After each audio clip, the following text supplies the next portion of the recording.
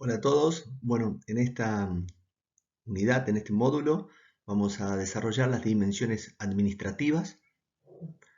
en lo que hace referencia a la organización de los servicios de salud.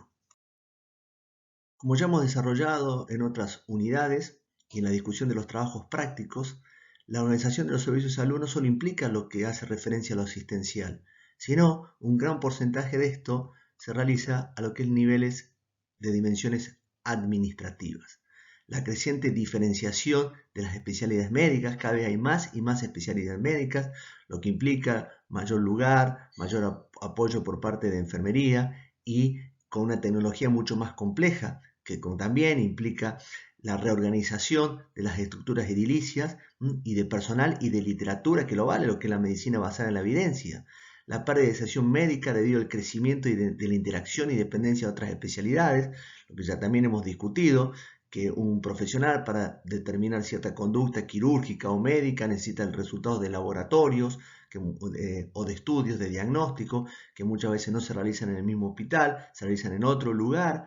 o a veces en otro lugar de la provincia. Y el desarrollo de una nueva cultura de la organización, que son las creencias, los hábitos, los ritos médicos y las relaciones interespecialidad. Por eso, dentro de la evolución hospitalaria, hablamos de estas tres dimensiones que hacen la dimensión física, que es la infraestructura edilicia para poder contener todos los aparatos y contener a los pacientes, ya que en el siglo pasado los pacientes eran internados en grandes salas, hoy los pacientes demandan habitaciones individuales con instalaciones sanitarias, acordes a la demanda de los mismos, salas de esperas amplias, acondicionadas, grandes cocinas y lavaderos para el mantenimiento de la excelencia. Por lo tanto, los edificios tienen que ir creciendo, sea a lo ancho o a lo alto, y para estar a la altura de estas nuevas circunstancias. La dimensión humana y gerencial, que habla de los recursos humanos, la capacidad gerencial y administrativa de los mismos, y la dimensión tecnológica, que no solo refiere a lo tecnológico desde el punto de vista de nuevos aparatos, sino también a lo que hace, ¿no es cierto?, a nuevos conocimientos, nuevos medicamentos y también relacionado con las nuevas especialidades. Todo esto viene en torno a lo que es la organización de los servicios de salud. Esta pirámide, ya conocida por todos, ya la hemos podido ver en otras materias a lo largo de la carrera, que es una pirámide que es fundamental para el éxito y lograr la eficiencia en el sistema de salud. Los tres niveles, que como hablamos, un nivel 1, formado por los centros de salud periféricos, que abarca el 85% de la consulta médica, debería llegar a eso, con un nivel 2, que son los centros de especialidades, como por ejemplo el hospital neumológico, el hospital de ojo, donde deberían abarcar el 10% de la consulta médica, y por último, el nivel 3, los centros de mayor complejidad, las unidades de alta especialidad, donde el paciente debería llegar a ese lugar con una derivación, ya con una historia clínica, con estudio y diagnóstico, para ser visto por el especialista. Y esto es un dato no menor, muy importante, que debería abarcar solo el 5% de todas las consultas. Es decir, que el paciente, solamente un 5% de las consultas deberían llegar a este nivel. En este gráfico vamos a poder observar los diferentes niveles de atención relacionados con el número de población y la complejidad de los mismos. Habíamos dicho que niveles de atención tenemos nivel 1, 2 y 3, donde existe, ¿no es cierto?, un rango de población establecido que va de los 3.000 a los 36.000 habitantes y que ello te va a permitir poder diseñar los diferentes niveles de atención, es decir, la estructura de los servicios de salud que uno necesita para determinada población, con el nivel 1, que abarcaría sectores de 36.000 habitantes, ya sea a nivel de barrios o a nivel de una misma provincia con sus departamentos. Obviamente que, como vamos a ver a posterior, esto se hace más complicado en provincias muy grandes como la nuestra, pero tenemos, ¿no es cierto?, un segundo nivel donde ya abarca poblaciones de 160.000 a 400.000 habitantes, que va a tener hospitales más grandes, con mayor número de centros periféricos, y un nivel 3 para poblaciones de más de 1 millón de habitantes, donde habría unidades de especialidades, diagnóstico y tratamiento. Obviamente que esto se va a ir adaptando a la realidad de la población y a la realidad geográfica de cada provincia. En este slide vemos un mapa de nuestra provincia, que es una provincia muy grande, tiene más de 136.000 kilómetros cuadrados, que implica para poder recorrerla realizar cientos de kilómetros de lo que es Ojo de Agua, por ejemplo, a Pampa de los Guanacos o a la frontera con Chaco,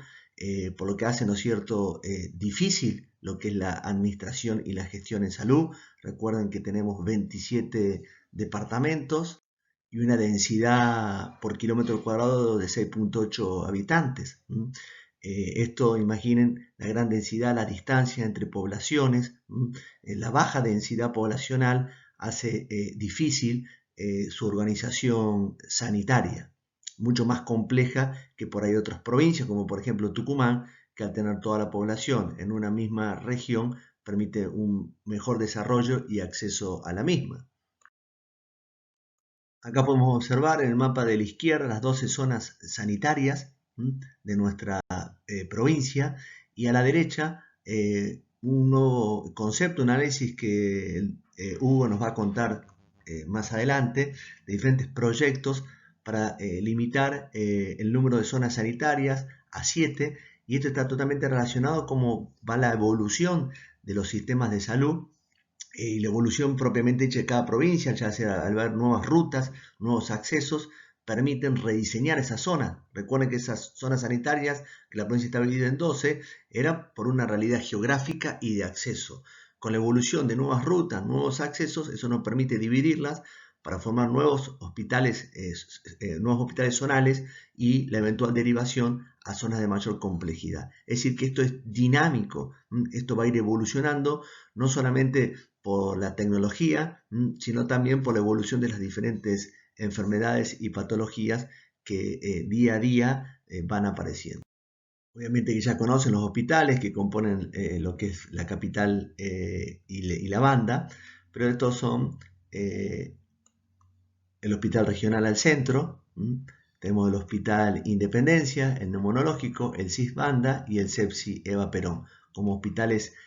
centrales a lo que hace el mayor nivel de complejidad para la derivación y asistencia de nuestros pacientes a nivel provincial. En este slide lo que podemos ver es la coordinación, se podría decir, entre los centros privados con los centros públicos de atención. Y al centro, lo que vemos es el hospital regional, que como sabemos muy bien, el hospital regional es el centro de atención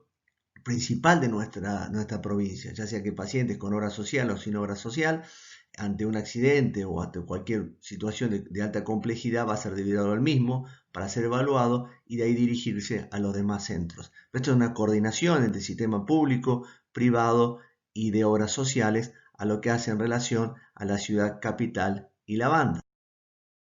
Bueno, en este slide lo que vemos en mano izquierda es la división departamental de la provincia con sus 27 departamentos, y en la pantalla, en el dibujo derecho, en el mapa, la provincia con las 7 subdivisiones de las nuevas zonas sanitarias planteadas por el mejor acceso de rutas en las últimas décadas. A manera de ejemplo, tenemos el departamento Copo y Alberdi, que sería en la zona 5, y como vamos a ver más adelante, estos departamentos tienen 30.000 habitantes uno, 17.000 otros, son como 50.000 habitantes que viven a más de 300 kilómetros de Santiago del Estero. Esa zona 5 tiene 25.000 kilómetros cuadrados, 48.600 habitantes, y se encuentra a 334 kilómetros de la capital, mientras que si nos hacemos una analogía comparando con Tucumán, tiene la misma cantidad de habitantes, pero en la misma superficie, pero en esa superficie vive 1.600.000 habitantes. Esta comparación es para que ustedes puedan entender, cuando hablamos de lo que es la organización de un servicio de salud, la complejidad de lo que esto implica. Y la complejidad que tiene nuestra provincia, por ser una provincia tan grande y tener tan baja densidad, es decir, que el paciente se tiene que trasladar para lograr la misma atención mucho más que un paciente que viva en Tucumán, que queda acá a 100 kilómetros, que el que vive, por ejemplo, en Capital Federal. Recuerden que lo que uno trata, no lo que los sistemas de salud y los gobiernos tratan de lograr la mayor equidad posible, que es otro de los puntos que vamos a desarrollar y que ya han desarrollado en otras materias. Pero es mucho más complejo lograr esta equidad en provincias como la nuestra, por sus dimensiones, que en otros lugares. Bueno, observen este slide. ¿Ah? Miren las distancias que tiene Santiago del Estero, capital, con Campo Gallo, departamento de Alberdi, 243 kilómetros, con Monte Quemado, departamento Copo, 334 kilómetros, o Selva del departamento de Rivadavia, son 300 kilómetros. Si nosotros vamos a lo que es el traslado en ambulancia, lo que implicaría, por eso, bueno, uno podría pensar a futuro, como tiene Australia otro sistema, bueno, por ahí traslados de urgencia utilizando el espacio aéreo, pero bueno, todo eso lo que implica es muchísimo dinero. Imagínense la cantidad de ambulancias que todos los días están trayendo pacientes desde el interior. Eso es lo que yo les he planteado en varias circunstancias y que figura en la literatura, las grandes distancias que complican la organización de un sistema sanitario con los costos que eso implica. Y disculpen que soy reiterativo, dinero que gastamos en algo, no lo podemos gastar en otra cosa.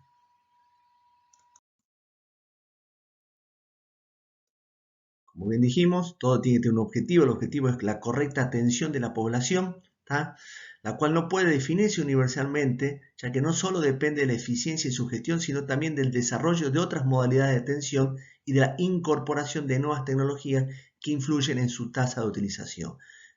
Todo es dinámico, estimados alumnos. Todo hay que analizarlo en su contexto. Cuando hablamos por eso de las dimensiones, en las dimensiones físicas, en las dimensiones tecnológicas y en relación a los recursos humanos. Puedo tener 1000 camas, pero también necesito un personal de enfermería, de limpieza, médicos y tecnología para que esa cama sea utilizada en forma correcta. Por eso cuando hablábamos que todo esto es dinámico, hablamos que hay una tendencia mundial en la disminución de camas por 1000 habitantes. ¿Y por qué se da eso? Por un montón de factores, como hablábamos, el aumento de la cronicidad de las enfermedades, que en los países en desarrollo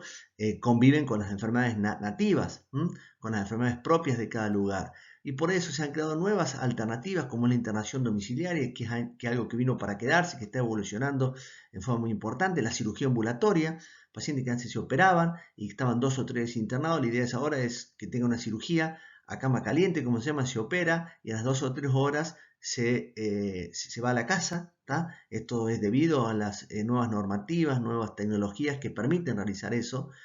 Es fundamental la atención primaria de la salud, es decir, la prevención, evitar que sucedan las enfermedades. De esa manera vamos a disminuir el uso de cama. Y el hospital de día, que en algunos pacientes, como por ejemplo realizarse una diálisis o otro tipo de curaciones, el paciente solamente se interna, está durante ese día y se retira, lo que nos evita tener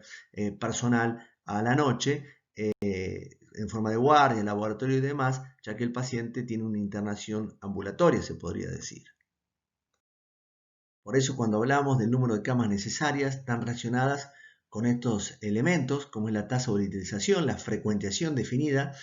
el número de egresos. Recuerden que esto es muy sencillo, que lo que está pasando en estos momentos con el coronavirus, tenés una alta tasa de internación, pero baja tasa de egresos. En algún momento el sistema se colapsa. La estancia media, dependiendo de las patologías, el paciente promedio 2 días, 4 días, 5 días, dependiendo obviamente la patología en sí, y el porcentaje de ocupación de camas, que es fundamental para ver cómo uno va a desarrollar y diseñar el sistema de salud.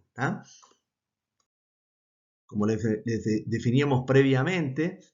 uno puede hacer estos cálculos para proyectar el número de camas necesarias. La tasa de utilización está definida con un número que es el 100, y el número de egresos se calcula sobre habitantes de una determinada región, por la frecuentización que hemos dicho que era 100 sobre 1000. Si nosotros calculamos nuestra provincia, aproximadamente 900.000 habitantes, por 100 sobre 1000, nos da una tasa de egresos de 90.000 pacientes, con una estancia media promedia de 7 días, y pensando que para que un sistema sea viable y obviamente cuando hablamos de cuestiones puramente administrativas como costo-beneficio, cuestión de costos y demás, se habla de que debería haber un promedio de 85% de ocupación de camas, ¿no? Por eso está esta fórmula que vimos previamente, que es la fórmula de Brinkman,